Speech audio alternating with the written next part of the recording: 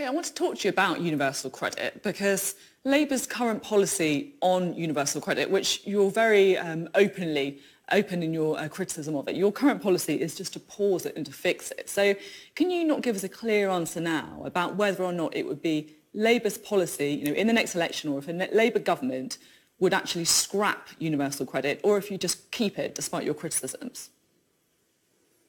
I think most people now are coming to the conclusion it's got to be scrapped. I've been listening to people over the last few weeks about the rollout in their particular areas.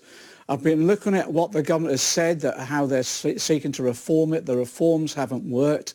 I think we're at that stage now that it's not sustainable anymore. It's not a system that can work. It's not a system that's providing the safety net that people expect when they need support.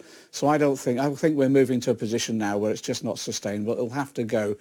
If there were reforms that could be effective, fair enough, let's reform. But we've looked and looked, and we can't see that either government proposals or other proposals could reform it. The system is it's in shambles, and actually I think it's actually iniquitous as well. To have a government ministers being privately briefed that families are going to lose £200 a month, and these are some of the poorest families in our community, that's just not acceptable. So I think we're moving towards a conclusion now that you can't save the thing, it's got to go. So if that is the case, and you say that it's got to go, I mean, the principles of universal credit are hard to disagree with, which is that it should pay to be in work rather than to not be in work, and also that the system should be simplified. I mean, £1.9 billion has been ploughed into universal credit. What are you going to replace it with? I mean, it's very easy to point the finger and criticise the current policy, but what would you replace it with? Well, that's exactly what we've been saying over the last year and since the last general election. We now need a proper consultation, a root and branch examination of how we can go forward to make sure people do get the proper support.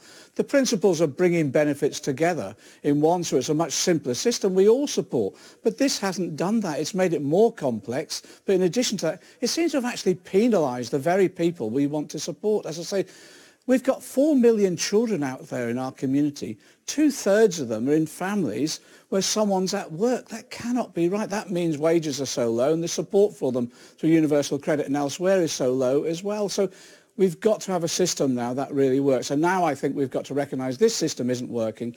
What system do we now need? And let's have an open debate, maybe a cross-party debate about how we can bring people together to re-establish a system which is a proper security net, safety net for people, where we do not have people who are on benefits but are still having to turn up at food banks. Last year, over 1.25 million food parcels handed out in the 6th richest country in the world. That cannot be right. This system is not working.